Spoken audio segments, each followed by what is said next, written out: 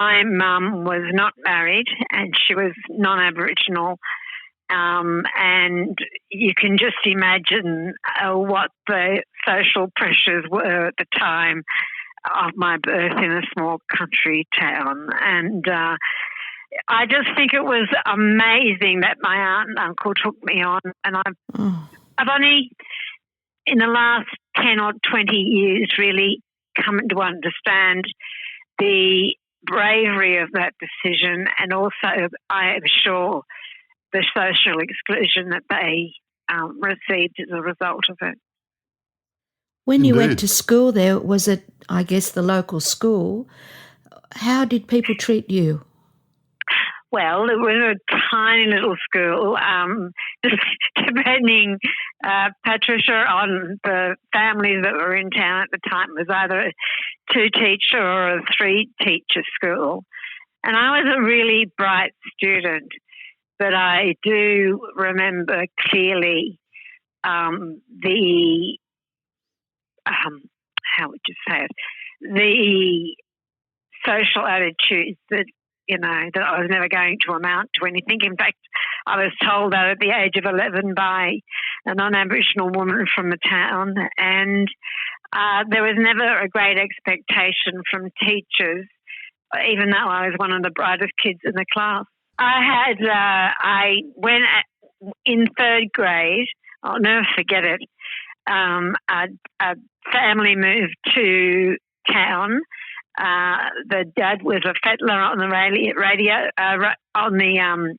railway.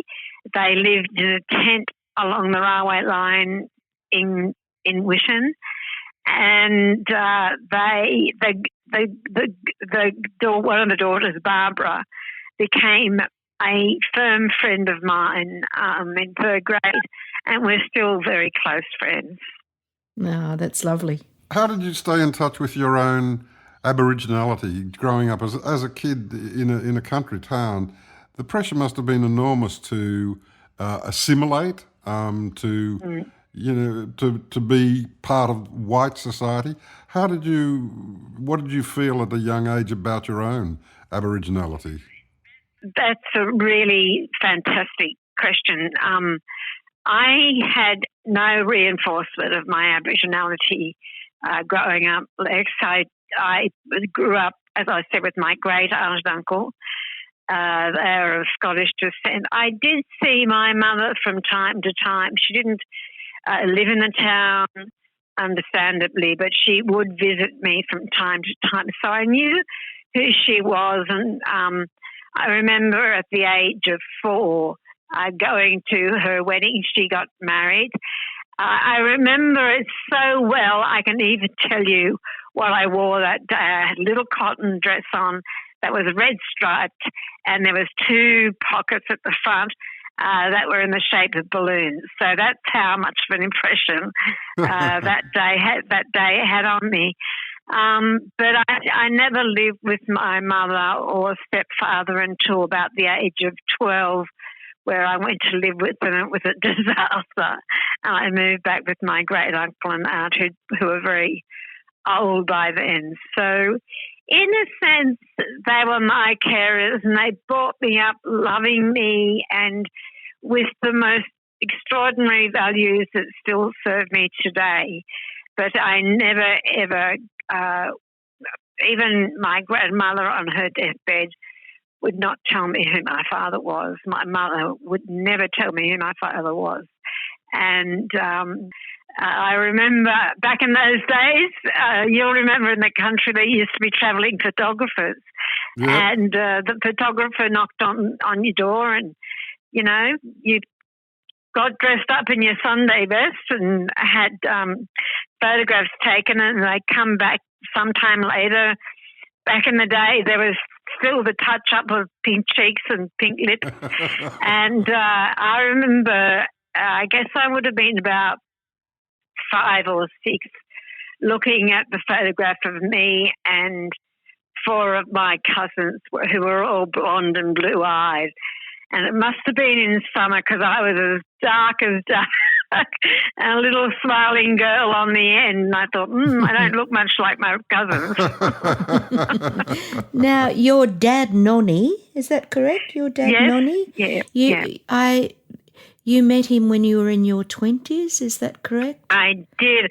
An amazing story, Patricia. I met him when I was 27, and about a week before I turned 28. And it was just amazing. I'd been searching for him for about 5 years. I'd been writing letters and coming to lots of dead ends and being told I'd made a good life for myself and why would I want to revisit that? And it's all in the past. And of course, this showed just such a lack of understanding of what Aboriginality is all about. Anyway, long story short, I was 8 months pregnant, and I met my cousin, and his wife came around and said, "Come on, put your shoes on. I've got someone I want you to meet."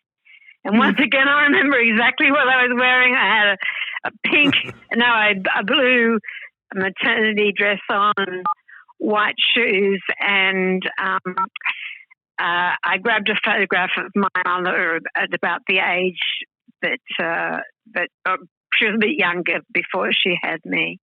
And I don't know where we drove to, but it was in Sydney. And this man, it was quite late afternoon, and this man came out of a building, just the most handsome, beautiful-looking man with a cowboy hat on. And he got into the car and was a classic. I can't say this without getting emotional, so forgive me. But I said, "Hello, I think you're my father." And I said, "This was my mother," and I told him her name when she was in her early 20s. And he looked at the photograph and he said, "I don't know her."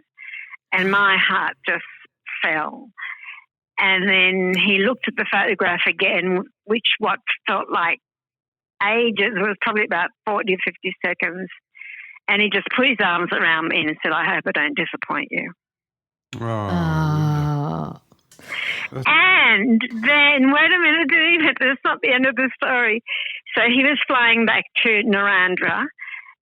So we went out to what was the old Ansett terminal there, and we sat and talked for about 2 hours. And as we talked, there was the most beautiful sunset with the red colours of the setting sun. And then at 1 o'clock the next morning, I went into labour, of course, completely unprepared. And my son, who has since passed away, but his name was Binny Dirrenbarong, and in Wiradjuri, Dirrenbarong means the red colours of the setting sun. Beautiful story. Oh, that's a great story. Let's